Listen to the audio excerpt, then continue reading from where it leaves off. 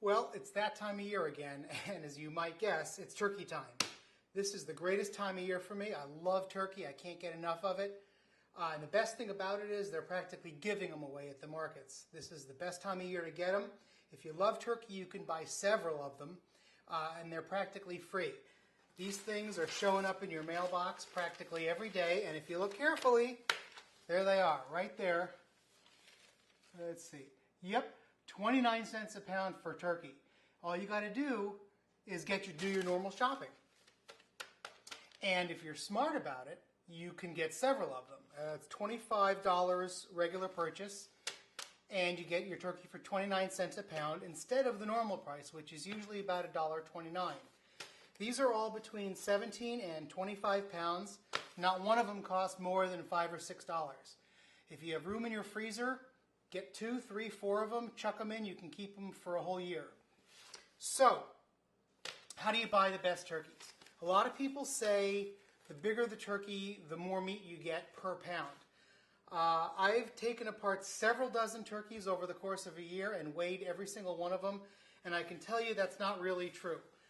The National Turkey Council says that a turkey is about 51% meat regardless of size, and I can tell you that's about right. An average turkey will give you about 33% carvable meat, sliceable meat to go on the plate.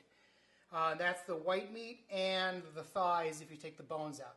So plan on about a pound of turkey per person. You should buy your turkey at least a week before you are ready to cook it. Frozen turkey is going to take at least a week to thaw in the fridge, maybe more, and even after it's thawed, it can sit for a couple of days as long as you keep it cold. And even after it's thawed, you might want to season it up a good couple of days before you cook it.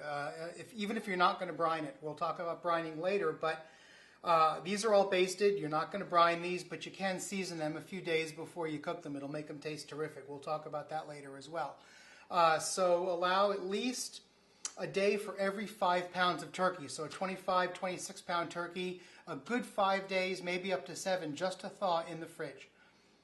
Also, look, if you want to buy an organic or a free range or a heritage bird, I'm not going to tell you not to. You certainly don't need to have a good tasting turkey.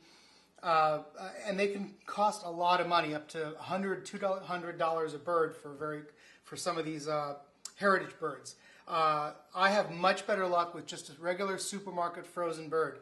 The fresh, never been frozen birds, those can be great, but they can also, you don't know how they've been handled necessarily between the farm and the market. If the only birds I've ever actually had dry out on me have been the birds that haven't been frozen. The frozen birds have been flash frozen right after they've been processed. I've had great luck with them. The only downside potentially is that most of the frozen birds are basted.